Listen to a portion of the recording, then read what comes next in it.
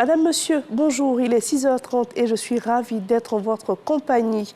L'actualité au plan national est marquée par la visite de la ministre des Affaires étrangères canadienne en Côte d'Ivoire. À son arrivée pour cette tournée africaine, Mélanie Joly a été reçue par le vice-président de la République, Timo Kone.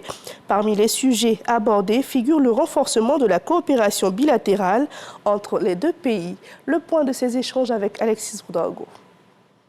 La ministre des Affaires étrangères du Canada, Mélanie Joly, était à Abidjan depuis 48 heures. Ce mardi, elle a été reçue par le vice-président de la République, Timo Kone, pour faire le point de son séjour. J'ai entamé cette tournée en Afrique en commençant par la Côte d'Ivoire. Alors, ça démontre à quel point, pour le Canada, la Côte d'Ivoire est un pays ami et un pays avec lequel on veut approfondir nos liens. Vous savez, le Canada est dans une relation de sincérité avec la Côte d'Ivoire et avec l'Afrique. Nous n'avons pas d'agenda caché. Nous n'avons pas de passé colonial ici en Afrique, ni en Côte d'Ivoire, bien entendu. Nous avons un passé colonial au sein de notre pays et nous travaillons très fort tous les jours dans un processus de réconciliation. Mais voilà pourquoi nous pensons que nous pouvons avoir un impact positif autant pour la Côte d'Ivoire et l'Afrique, mais aussi qu'on peut apprendre des Ivoiriens et des Africains. Les relations bilatérales entre le Canada et la Côte d'Ivoire sont au beau fixe. Les deux pays ont établi des relations diplomatiques en 1962 et sont partenaires au sein de la francophonie. J'ai eu l'occasion de travailler et de rencontrer le ministre de la Santé. On a annoncé plus d'investissements du Canada en matière de vaccination pour contrer le paludisme, la COVID-19. Donc, on a remis les clés de 15 véhicules réfrigérés qui vont permettre le transport de vaccins partout à travers la Côte d'Ivoire. J'ai également eu l'occasion de signer avec mon collègue un nouveau partenariat de coopération commerciale parce qu'on veut davantage investir ici et permettre les investissements ivoiriens aussi et les talents au Canada. Et finalement, j'ai eu l'occasion de rencontrer le ministre de la Défense et on a parlé beaucoup de paix et de sécurité dans la région du Sahel. Comment on peut s'assurer de prévenir les conflits, mais également de ramener la paix et la sécurité dans la région. Ça m'a fait plaisir de découvrir le peuple ivoirien, son hospitalité. Et puis, sincèrement, je peux vous dire que vous avez un pays extraordinaire et j'ai bien hâte d'y retourner. Le Canada, qui soutient la réponse de l'OMS à l'épidémie de la variole du singe en Afrique par une contribution d'environ 1 milliard de francs CFA, vient d'annoncer une contribution supplémentaire d'environ 500 millions de francs CFA. Et on le disait à l'instant, la ministre des Affaires étrangères canadienne est à Abidjan. Mélanie Joly a aussi été reçue par le ministre de la Défense, Tenebi Raima Ouattara, à son cabinet. Une séance de travail qui a permis aux deux délégations d'échanger sur des questions liées au renforcement de la coopération entre les deux États, l'actualité géopolitique et la sécurité dans la sous-région. Au terme des échanges, Mélanie Joly a offert 500 kits de premiers secours à l'armée ivoirienne. Depuis quelques jours, la Côte d'Ivoire pleure ses filles, ses adolescentes qui ont perdu la vie lors d'un accident qui s'est produit sur l'axe Abidjan-Cape Coast. Des élèves ivoiriens qui se rendaient au Ghana pour une colonie de vacances. Quelques jours après le rapatriement du corps de la seconde victime, le Premier ministre Robert Begré-Mambé s'est rendu auprès de la famille Kouassi pour leur apporter le soutien du gouvernement. Abdoulaye Kone. C'est la gorge nouée par la douleur que la famille Kouassi a reçue ce mardi. La visite du chef du gouvernement, elle s'est fendue de remerciements aux autorités. Il ne peut pas avoir plus grand soutien que de voir le Premier ministre se déplacer pour nous. Et ça nous marque et on restera gravé à cet événement malgré les difficultés. Et on remercie encore une fois l'État de Côte d'Ivoire par le truchement de son Excellence, le Président de la République, Monsieur l'ambassadeur de Côte d'Ivoire au Ghana.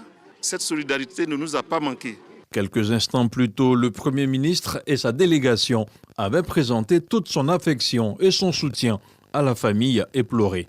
Le chef de l'État a été bouleversé en apprenant cette nouvelle. Le vice-président s'est joint à nous pour saluer avec beaucoup de respect toute la famille et confier l'âme de notre fille à l'Éternel. Nous tenons particulièrement à remercier le gouvernement ghanéen qui, à l'avènement de cette situation, a déployé tous les moyens possibles pour aider nos enfants, en complément de tout ce que l'État de Côte d'Ivoire a décidé de faire.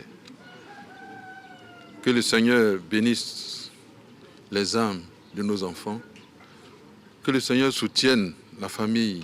Pour rappel, un bus transportant une trentaine d'enfants en compagnie de leurs encadreurs pour un séjour linguistique organisé par un établissement scolaire privé au Ghana a fait un accident de la circulation à Cape Coast.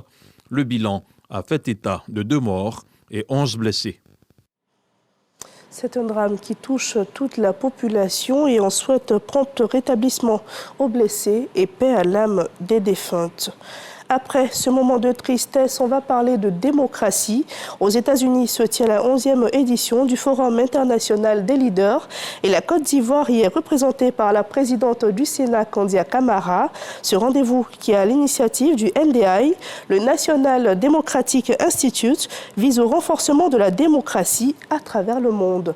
Suivons la cérémonie d'ouverture de ce forum avec notre envoyé spécial à Chicago, Aman Guivi. Réception d'ouverture officielle de l'ILF, l'International Leaders Forum, le forum international des dirigeants à Chicago, dans l'Illinois.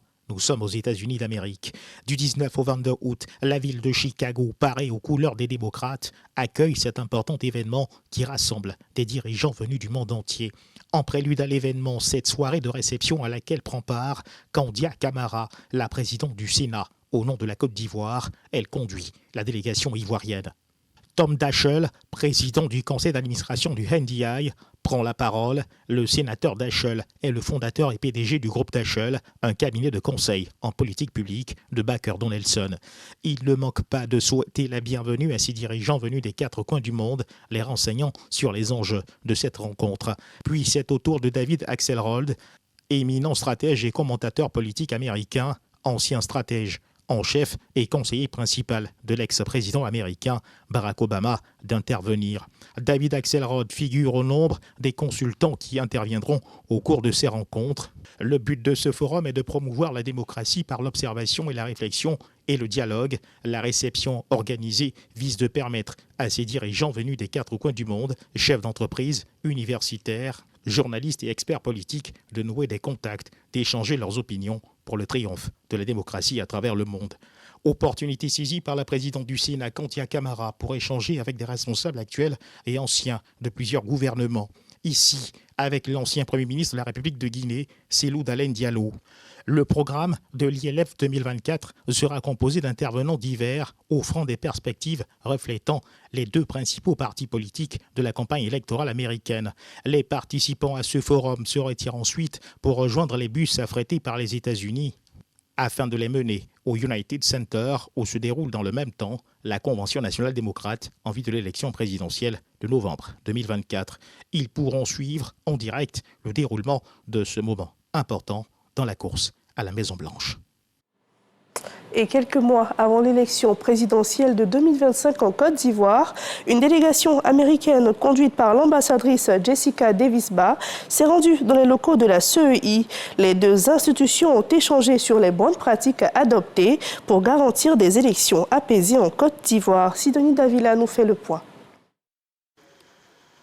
Les États-Unis sont déterminés à accompagner la Côte d'Ivoire dans l'organisation des élections de 2025. Au siège de la Commission électorale indépendante, l'ambassadrice Jessica Davis-Ba et sa délégation ont échangé avec le président de la CEI sur les meilleures pratiques électorales. Nous avons parlé de comment les États-Unis peuvent accompagner la Côte d'Ivoire, comme nous avons fait dans les élections passées. Alors je suis très reconnaissant et je remercie énormément le président ici de la commission de nous avoir reçus et d'avoir partagé le programme de la préparation et les différents déroulés de comment est-ce que les élections ici vont se tenir en Côte d'Ivoire.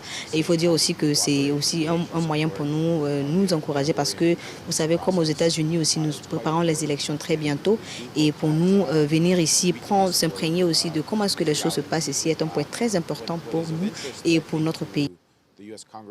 Le président de la CEI s'est félicité de l'implication des partenaires internationaux comme les États-Unis. Notre rencontre va consister à échanger sur des points qui vont nous éclairer pour la suite de nos différentes opérations électorales, notamment au niveau de la sensibilisation, au niveau de la formation des acteurs politiques et de tous les électeurs.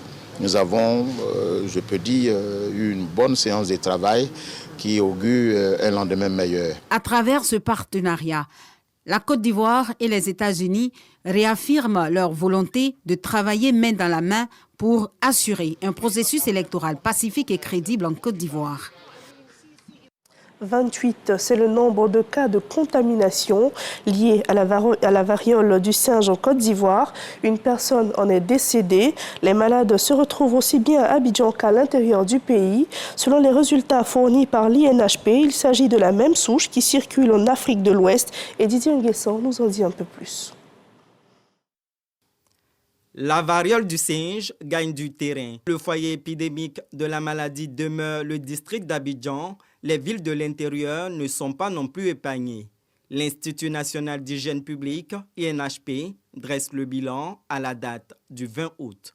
Depuis la détection du premier cas au début du mois de juillet à Tabou, d'autres cas ont été observés aussi bien à Abidjan qu'à l'intérieur du pays. Nous sommes aujourd'hui à 28 cas confirmés, dont un décès. Un bilan qui s'alourdit. Cependant, au nombre des contaminations, aucune ne concerne la nouvelle souche plus contagieuse et plus mortelle découverte en République démocratique du Congo. C'est la préoccupation actuelle pour tous les pays.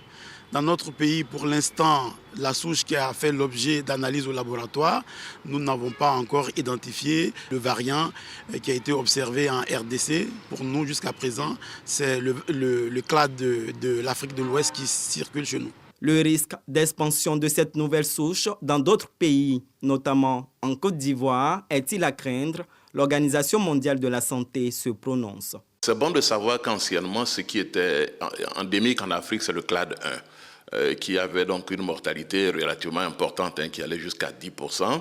Et puis, il y a le clade 2 qui est moins virulent. On s'est aperçu qu'il y a eu le clade 1B, c'est-à-dire l'apparition de ce variant qui a tendance à se propager rapidement. Donc, il y a véritablement à craindre. Comme pour la COVID-19, l'OMS a appuyé le ministère de la Santé via un protocole de prévention et de contenance de la variole du singe. Il faut que les communautés soient informées, n'est-ce pas, qu'il y a des mesures simples comme se laver les mains, éviter de s'approcher des personnes qui présentent des symptômes.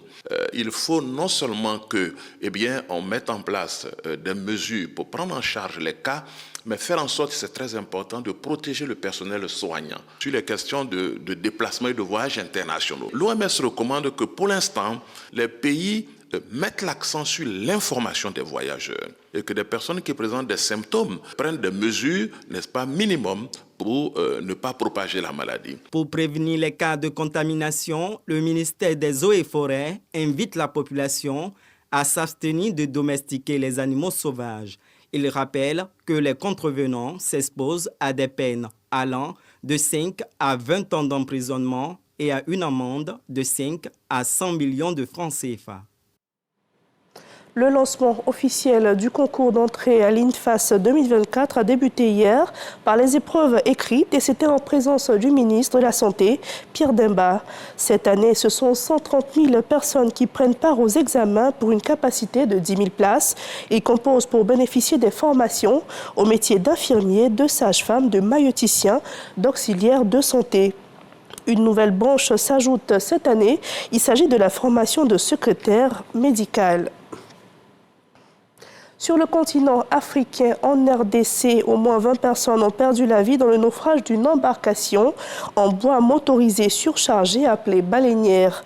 Le drame s'est produit lorsque cette embarcation qui naviguait la nuit a heurté des morceaux de bois au niveau d'un village de pêcheurs.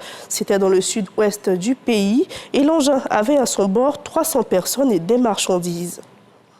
Ainsi va l'actualité dans le monde. Merci à tous de nous avoir suivis. Excellente suite de programmes sur RTI 1.